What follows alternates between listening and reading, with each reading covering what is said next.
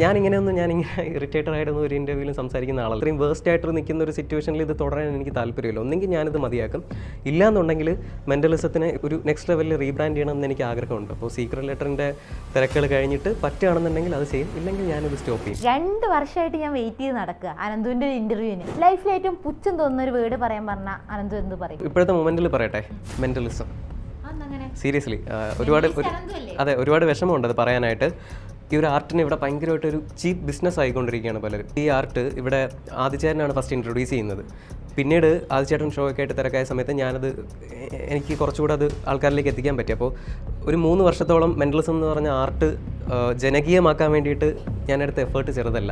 ഞാൻ എൻ്റെ ഗതികേടിന് കുറച്ച് ആൾക്കാർക്ക് മെൻ്റലിസം പഠിക്കാനുള്ള സാധ്യതകൾ തുറന്നു കൊടുത്തു. ഓക്കെ, എല്ലാവരും വരട്ടെ എന്നുള്ളൊരു ചിന്തയിൽ തുടങ്ങിയതാണ്. അങ്ങനെ ഈ വരുന്നവർ അവിടെ നിന്നൊക്കെ ചെറിയ ചെറിയ സാധനങ്ങൾ മാത്രം പഠിച്ചിട്ട് ഇതാണ് മെൻ്റലിസം എന്ന് വിശ്വസിച്ച് അവർ പോയി അടുത്ത കോഴ്സ് തുടങ്ങും. ഇങ്ങനെ ആ പഠിച്ചിറങ്ങുന്നവർ പിന്നെ ഒരു 10 വരെ പഠിപ്പിക്കും.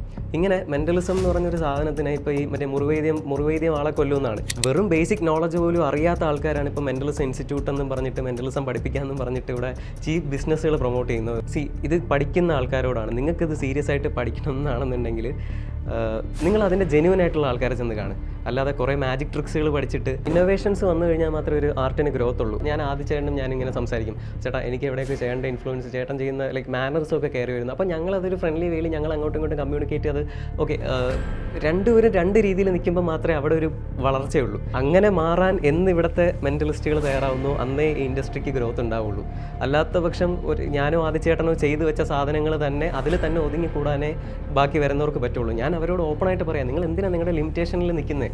ഞങ്ങൾ രണ്ടുപേരും ചെയ്തു വെച്ചേക്കുന്ന സാധനങ്ങളല്ല, അതിനപ്പുറത്തേക്ക് നിങ്ങൾക്ക് ഒരുപാട് സാധ്യതകളുണ്ട്. വെറുതെ ഒരു അനന്തു അല്ലെങ്കിൽ ഒരു ആദി എന്ന് പറഞ്ഞിട്ട് നിൽക്കാതെ നിങ്ങളുടേതായിട്ടുള്ള ഒരു ഐഡൻറ്റിറ്റി ഉണ്ടാക്കണം എന്നുണ്ടെങ്കിൽ അഫ്കോഴ്സ് നിങ്ങൾ നിങ്ങളുടേതായിട്ടുള്ള പുതിയ ക്രിയേഷൻസ് ഇവിടെ കൊണ്ടുവരണം. ഒരേ പാറ്റേണിൽ ചെയ്ത് കഴിഞ്ഞാൽ നിങ്ങൾക്കൊരു ഗ്രോത്ത് ഉണ്ടാവില്ല. ഞാൻ നിങ്ങളുടെ ഇതിനെ ആരെയും ക്രിട്ടിസൈസ് ചെയ്ത് പറയുന്നില്ല, നിങ്ങൾക്കൊരു വളർച്ച ഉണ്ടാവണം എന്നുള്ള ഇതും കൂടെ കൊണ്ട് പറയുന്നതാണ്.